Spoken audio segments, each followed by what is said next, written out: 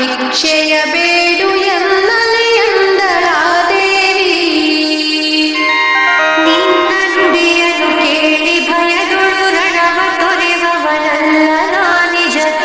ದೇವ ಹರಿಹರರೆಲ್ಲ ಜಯಿಸಿದ ಶುಂಭನಾನಿಗೆನು. ಹಿತದ ನುಡಿಯನ್ನು ಆಲಿಸದೆ ನೀ ಮತಿಯೂ ಇಲ್ಲದೆ ಕ್ಷಿತಿಗೆ ಒರಗುವ ಗರ್ವ ಮದವನ್ನು ತೋರ್ವೆ ದೈತ್ಯನೆ ಎನ್ನ ಮುಂಗಡೆಗೆ.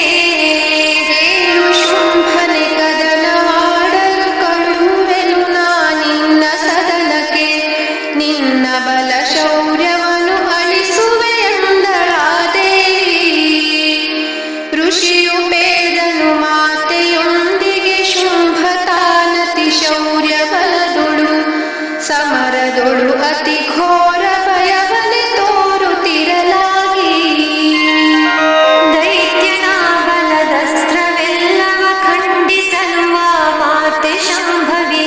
ಮತ್ತೆ ದೈತ್ಯನು ಅಟ್ಟಹಾಸವ ಗೈದು ಬರಲಾಗಿ.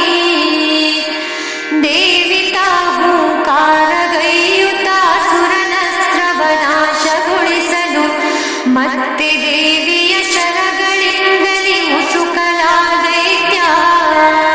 ಮಾತೆ ದೈತ್ಯನ ಅಸ್ತ್ರ ಭಂಗಿಸಿ ಅಸುರನಾಯುಧ ಚಕ್ರದೊಳುತ ಛೇದಿಸಲು ಆ ದೈತ್ಯ ಬಂದನು ಖಡ್ಗತಾ ಪಿಡಿದು.